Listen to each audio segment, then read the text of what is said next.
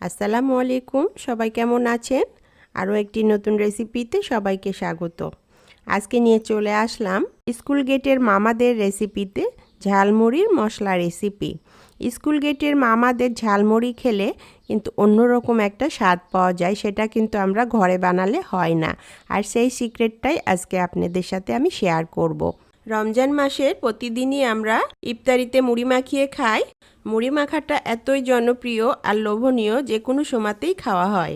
ঝালমুড়ির মশলাটা বানিয়ে স্টোর করে রেখে দেই, তাহলে পারে কিন্তু যে কোনো সময় মুড়ি মাখানোতে এই ঝালমুড়ির মশলাটা ব্যবহার করতে পারি। আশা করছি এই ঝালমুড়ির মশলার রেসিপিটা আপনাদের পছন্দ হবে। পছন্দ হলে লাইক, কমেন্ট, শেয়ার করে চ্যানেলটিকে সাপোর্ট করবে। এইরকমই নতুন নতুন রেসিপি দেখতে আমার পেজটিকে সাবস্ক্রাইব, ফলো করে রেখে দিতে পারেন। তাহলে চলুন ঝালমুড়ির মশলার রেসিপিটা কিভাবে বানাবো সেটা দেখে নেই। চলুন রান্নায় চলে যাই। এখানে আমি চুলায় একটা প্যান বসিয়ে দিলাম আর এরকম কফি মগের 1 মগ সরিষার তেল দিয়ে দিলাম আর এই একই মগ দিয়ে 1 মগ সয়াবিন তেল দিয়ে দিলাম। আমি এখানে সরিষা এবং সয়াবিন 2 রকম তেল দিয়েই রেসিপিটা বানাচ্ছি। আপনারা চাইলে শুধু সয়াবিন তেল দিয়েও বানিয়ে নিতে পারবেন, আবার শুধু সরিষার তেল দিয়েও বানিয়ে নিতে পারবেন। তবে ঝালমুড়ির মশলাটা সরিষার তেল দিয়ে বানালেই খুব ভালো হয়। তারপর এখানে 2টা তেজপাতা কেটে দিয়ে দিলাম, দিয়ে তেজপাতাটা কিছু সময় ভেজে নিলাম। এবার ভাজতে ভাজতে এখানে 1 বাটি পেঁয়াজ বাটা দিয়ে দিলাম, 2 টেবিল চামচ আদা বাটা দিয়ে দিলাম, 2 টেবিল চামচ রসুন বাটা দিয়ে দিলাম। দিয়ে নেড়ে চেড়ে এই কাঁচা পেঁয়াজ আর আদা রসুনটাকে কিছু সময় ভেজে নিব। এটা বারবার নাড়তে হবে আর ভাজতে হবে, আর এই সময় অবশ্যই চুলার আঁচ মিডিয়াম টু লো ফ্লেমে রেখে ভাজতে হবে, না হলে নিচে লেগে যেতে পারে। এটা অনবরত নাড়তে হবে, নাড়া বন্ধ করা যাবে না। তো নাড়তে নাড়তে দেখুন কালারটা চেঞ্জ হয়ে গেছে। পেঁয়াজ আর আদা রসুনটা কিন্তু অনেকটাই ভাজা হয়ে গেছে। এটার পানিটাও কিছুটা শুকিয়ে এসেছে। এটার পানিটা শুকিয়ে আসলে একটু ভাজা ভাজা হয়ে আসলে এখানে আমি 2 টেবিল চামচ মরিচের গুঁড়ো দিয়ে দিলাম। ঝালটা আপনারা আপনাদের পছন্দ মতো অ্যাড করবেন। তারপর এখানে 1 টেবিল চামচ হলুদের গুঁড়ো দিয়ে দিলাম, 1 টেবিল চামচ জিরার গুঁড়ো দিয়ে দিলাম, 1 চামচ লবণ দিয়ে দিলাম, 1 টেবিল চামচ ধনের গুঁড়ো দিয়ে দিলাম। দিয়ে নেড়ে চেড়ে এটাকে কিছু সময় ভেজে নিব। বারবার নাড়তে হবে আর এটা ভাজতে হবে। এই নেড়ে নেড়ে রান্না করাটাই আসল কাজ। তারপর এখানে সামান্য একটু পানি দিয়ে দিলাম যেন মশলাগুলো পুড়ে না যায়। তারপর নেড়ে নেড়ে আবার রান্না করতে হবে। এটা রান্না হতে থাক আর এখন একটা আমি পেস্ট রেডি করে নেই। এখানে 1 টেবিল চামচ কালো সরিষা অ্যাড করলাম আর 1 টেবিল চামচ হলুদ সরিষা দিলাম, সামান্য একটু লবণ দিলাম। তারপর এগুলোকে একটা ব্লেন্ডারের জারে নিয়ে নিলাম আর এখানে 3টা কাঁচামরিচ দিয়ে দিলাম, সামান্য একটু পানি দিলাম, দিয়ে এটাকে ব্লেন্ড করে নিব, একদম মিহি করে পেস্ট করে নিব। এখানে লবণ আর কাঁচামরিচটা দেওয়ার কারণে কিন্তু সর্ষে বাটাটা তিতা তিতা লাগবে না। বাটাটা সাইডে রেখে এখানে আমি এটা আবার একটু নেড়ে চেড়ে দিব আর রান্না করে নিব। দেখতে পাচ্ছেন কি সুন্দর একটা ফেনা উঠছে, বুদবুদ উঠছে, মানে এটা কিছুটা রেডি হয়ে গেছে রান্না।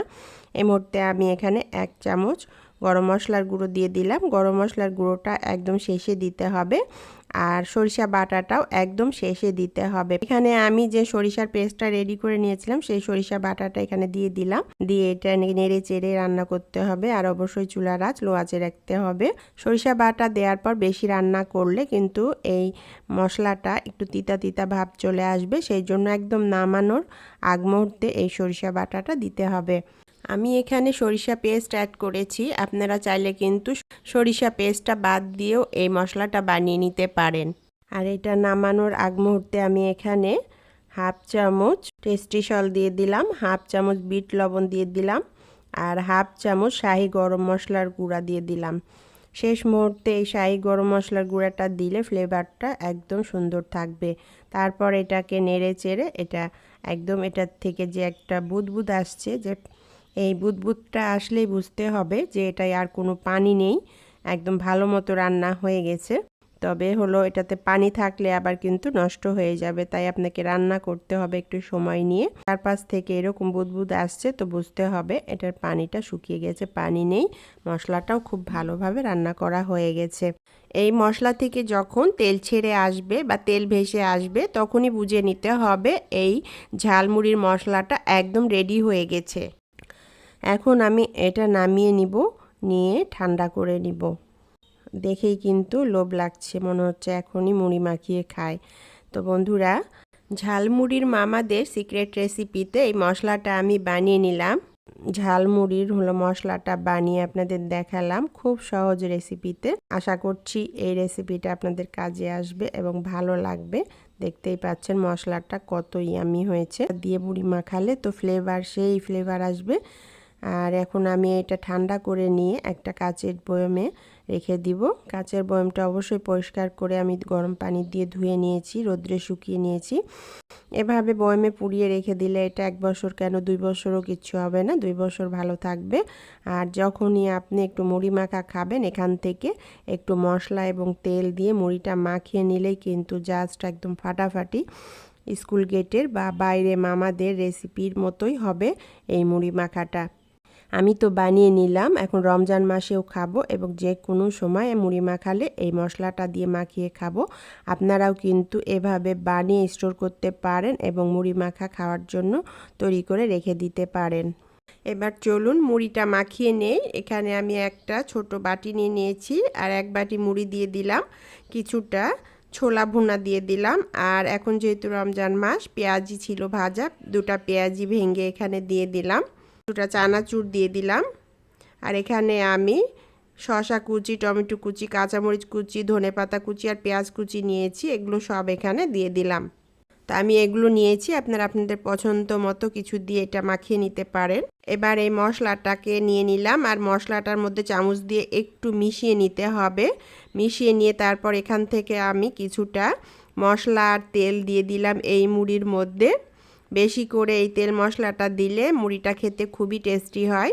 আর এখানে আমি 1 চামচ লেবুর রস ব্যবহার করেছি, ভিডিও ক্লিপটা মিস হয়ে গেছে। বন্ধুরা, লেবুর রসটা আপনারা ডাইলে দিতে পারেন, আবার স্কিপও করতে পারেন। তারপর একটা ঢাকনা দিয়ে ঢেকে এটাকে খুব ভালোভাবে মাখিয়ে নিলাম। দেখতেই পাচ্ছেন খুব সুন্দরভাবে মাখিয়ে নেওয়া হয়ে গেছে। একটু চামচ দিয়ে নেড়ে চেড়ে মাখিয়ে নিলাম। তো মামাদের মতো করে একটু সাজিয়ে নিব। আমি একটা কাগজ দিয়ে এরকম একটা ঠোঙ্গা বানিয়ে নিলাম। দেখুন মামারা যেভাবে বানায়। এরপর এই মুড়ি মাখা থেকে এখানে দিয়ে দিলাম মুড়ি মাখা। ব্যাস হয়ে গেল স্কুল গেটের বা বাইরের মামাদের মুড়ি মাখা রেসিপি। এভাবে বানিয়ে স্টোর করে রেখে দিতে পারেন 1 বছরের জন্য। আর যে কোনো সময় এই মশলা থেকে নিয়ে মুড়ির সাথে মাখিয়ে খেতে পারেন, একদম মামাদের মুড়ি মাখার মতোই স্বাদ পাবেন। আশা করছি এই রেসিপিটা আপনাদের পছন্দ হবে, কাজে লাগবে। পছন্দ হলে লাইক, কমেন্ট, শেয়ার করে আমার চ্যানেলটিকে সাপোর্ট করবেন, পাশেই থাকবেন। আবার দেখা হবে এরকমই নতুন কোনো রেসিপির সাথে। আল্লাহ হাফেজ।